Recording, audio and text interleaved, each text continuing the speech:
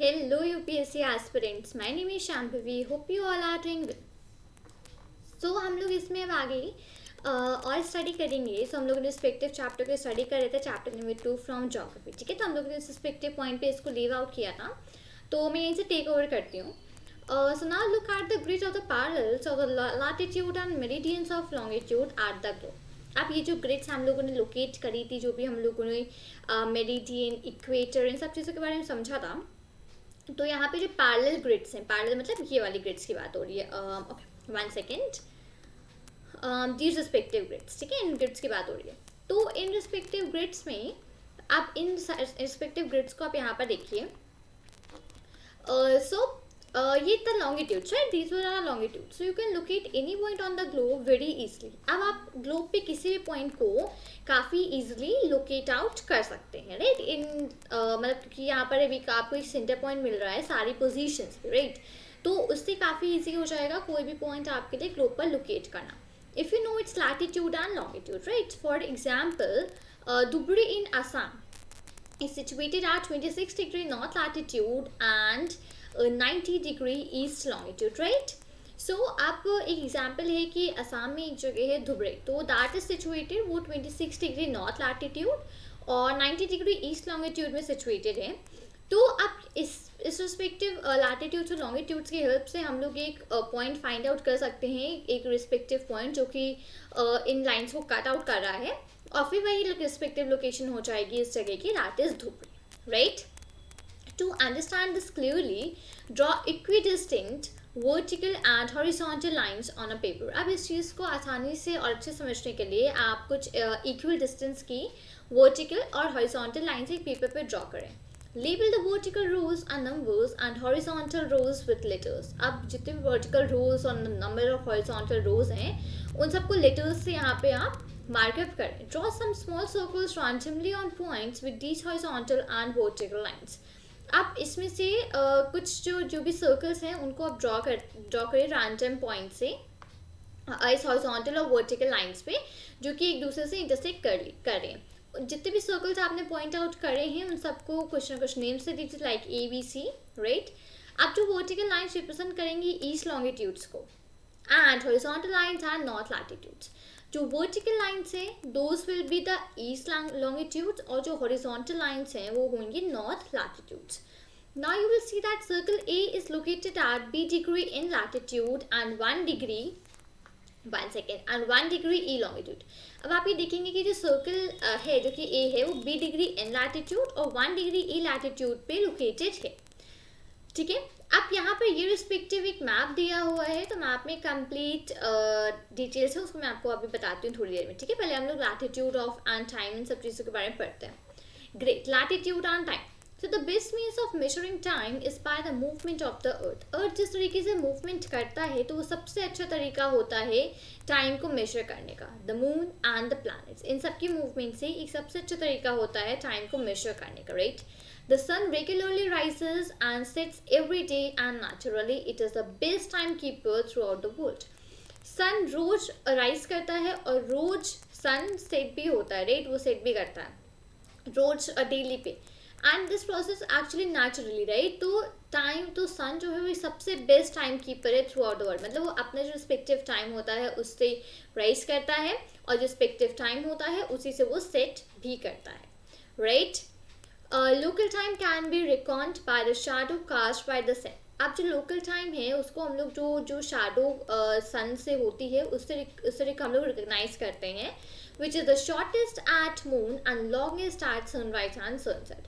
जो कि सबसे छोटा होता है मून के टाइम पे, और सबसे बड़ा होता है सनराइज और सनसेट के टाइम पे, ठीक है? नून, एक्चुअली दैट्स मिडिल और आफ्टरनून, ठीक है? When the prime meridian of Greenwich has the sun at the highest point in the sky, all the places along this meridian will have midday or noon. अब जो prime meridian of Greenwich है, जब उसमें सन होगा highest point में sky में, तो जितने भी प्लेसेस हैं अलॉन्ग वहाँ पे मेरिडियन में, सबके सब में मिड डे या फिर नून होगा उस टाइम पे, okay?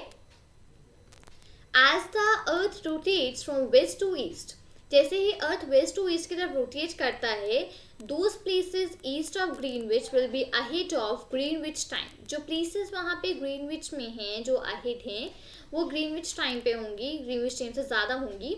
And those to the west will be behind it, और जो वेस्ट में हैं वो उसके पीछे होंगे, मतलब behind. The rate of difference can be calculated as follows. यहाँ पे अब एक मेथड है जिससे कि आप डिस्टेंस वगैरह कैलकुलेट कर सकते हो। The Earth rotates 360 degree in about 24 hours. Earth जो है वो 360 डिग्री रोटेट करता है 24 आवर्स में, राइट? मतलब एक दिन में, right? Which means 15 degree an hour. इसका मतलब है कि 15 डिग्री पर आवर ये अर्थ रोटेट करता है, और 1 डिग्री इन 4 मिनट्स, और 4 मिनट्स में 1 डिग्री रोटेट करता है अर्थ। Thus, when it is 12 noon at Greenwich, तो इसका मतलब कि जब 12 बजे होते हैं ग्रीनविच में, the time at 15 degree east of Greenwich will be 15 into 4 is equal to 60 minutes. तो जो ग्रीनविच में टाइम होगा 15 डिग्री में ईस्ट पे तरफ, तो होगा 15 into 4 that is equal to 60. That is 1 hour ahead of Greenwich time. मतलब कि 1 घंटा ग्रीनविच टाइम से ज़्यादा, which means 1 PM, जिसका मतलब है कि 1 PM उस टाइम पे टाइम होगा, right? But at 15 degree west of Greenwich, the time will be behind Greenwich time by 1 hour. और अगर 15 डिग्री वेस्ट की बात करें तो उसमें टाइम 1 घंटा पीछे होगा ग्रीनविच टाइम से। अगर ईस्ट की बात करते हैं तो 1 घंटा आगे होता है टाइम, और अगर वेस्ट की बात करेंगे तो 1 घंटा पीछे होगा, ठीक है? And then it will be 11 AM. Similarly, at 180 degree, it will be midnight when it is 12 noon at Greenwich. तो इसी तरीके से 180 डिग्री पे midnight होगा जब 12 noon होएगा ग्रीनविच में, ठीक है? At any place, a watch can be adjusted to read 12 o'clock. अब किसी भी प्लेस पे वॉच को एडजस्ट करके हम लोग 12 o'clock को रीच कर सकते हैं, right? When the sun is at the highest point in the sky, when it is midday. 12 o'clock कब होता है? जब जो सन होता है वो अपने हाईएस्ट पॉइंट पे होता है स्काई में, और वो दिन का मतलब मिड डे होता है, बीच का टाइम, राइट? हमारे दिन का। So the time shown by us shown by such a watch will give the local time for that place. तो जो भी टाइम वहाँ पे लोकल वॉचेस शो करेंगी वो उसी रिस्पेक्टिव प्लेस का टाइम शो करती हैं. You can see that all the places on a given meridian of longitude have the same local time. अब आप एक चीज़ को ये नोटिस कर सकते हो कि जितने भी प्लेसेस हैं जो कि गिवन मेरिडियन है ऑफ लॉन्गिट्यूड में हैं, उन सबके सेम ही लोकल टाइम है, ठीक है. Why do we have standard time? अब standard time क्यों होता है?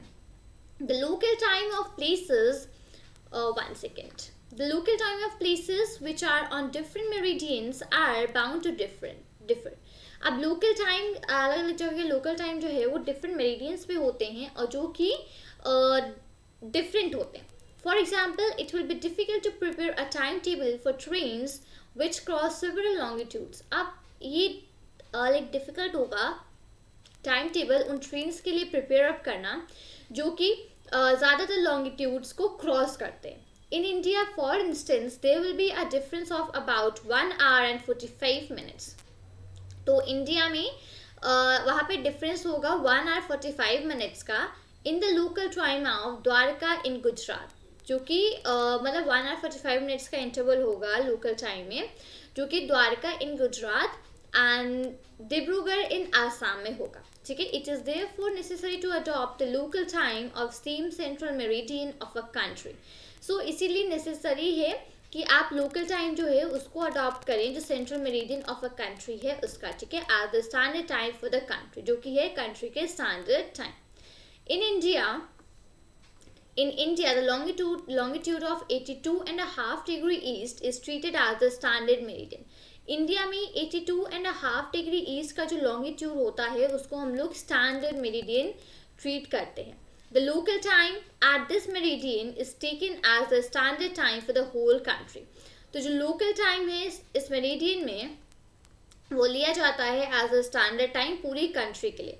It is known as the Indian Standard Time, IST. आपने कई बार कई जगह IST लिखा देखा होगा, right? So that is called the Indian Standard Time.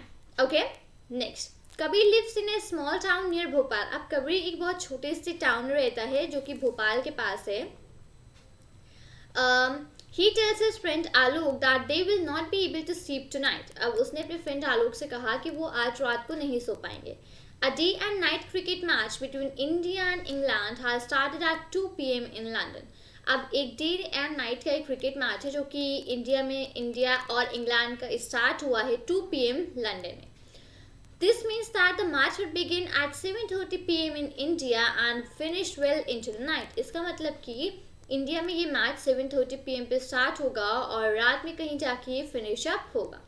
Do you know what's the time difference between India and England? अब आपको क्या ये पता है कि इंडिया और इंग्लैंड के बीच का क्या टाइम डिफरेंस है?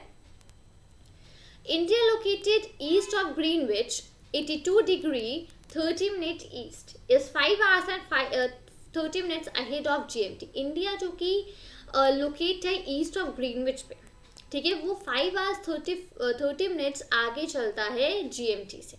So it will be 7:30 p.m. in India, but it is 2 p.m. noon in London. तो 7:30 p.m. इंडिया में तब होगा जब लंदन में 2 p.m. नून, मतलब कि दोपहर का 2 बज रहे होंगे जब लंदन में, तब इंडिया में शाम के 7:30 बज रहे होंगे. Some countries have a great longitudinal extent. कई कंट्रीज का एक काफ़ी लंबा एक लॉन्गिट्यूडनल एक्सटेंट होता है, and so they have adopted more than 1 standard time. तो इसी वजह से उन्होंने एक से ज़्यादा स्टैंडर्ड टाइम को अडॉप्ट कर रखा है. For example, in Russia, there are as many as 11 standard times. Russia में वहाँ पे ज़्यादा 11 standard times है. The Earth has been divided into 24 time zones और 1 hour each. आज जो है अर्थ को 24 टाइम जोन्स में डिवाइड करा गया है, जो कि सब 1 hour ईच के हैं. Each zone 10 covers 15 degree of longitude, और जितने भी यहाँ पे जोन्स हैं ये सारे जोन्स 15 डिग्री ऑफ लॉन्गिट्यूड को कवर अप करते हैं. Right, great. अब मैं इसको यहाँ पे एक बार ऊपर लेके चलती हूँ. यहाँ पे जितने भी एक्स्ट्रा पॉइंट्स हैं सारे मेंशन अप करते हैं. लेट्स डू, आप इसको एक बार कर लीजिएगा अपने आप, ठीक है. Do you know, by measuring the angle of the pole star from a place, you can know the latitude of your place. अब हम लोगों ने पोल स्टार पढ़ा था लास्ट वीडियो में, लास्ट चैप्टर पढ़ा था, फर्स्ट चैप्टर जो था ज्योग्राफी का, उसमें मैंने बताया था pole star that is the north pole, right, उसको डिनोट करता है. तो पोल स्टार से आप अपनी like by measuring the angle of the pole star का जो एंगल है उसको मेजर करके आप जहाँ पे भी रहते हो आप अपने उस प्लेस का लैटिट्यूड फाइंड आउट कर सकते हो. ठीक है, तो ये एक इम्पॉर्टेंट चीज़ थी, इसको याद रखिएगा. लेट्स डू, आप इसको अपने आप कर लीजिएगा. लेट्स डू जितने पार्ट्स हैं उनको, ठीक है. यहाँ पे ये रिस्पेक्टिव, एक सेकेंड मैं इसको रोटेट करती हूँ एक बार. ओके, ये रिस्पेक्टिव हम लोग को यहाँ पे मैप एक दिया हुआ था. तो ये ऊपर आप देख रहे हो, यहाँ ऊपर है ग्रीनविच, पूरा Greenwich time, right, this is one is your Greenwich.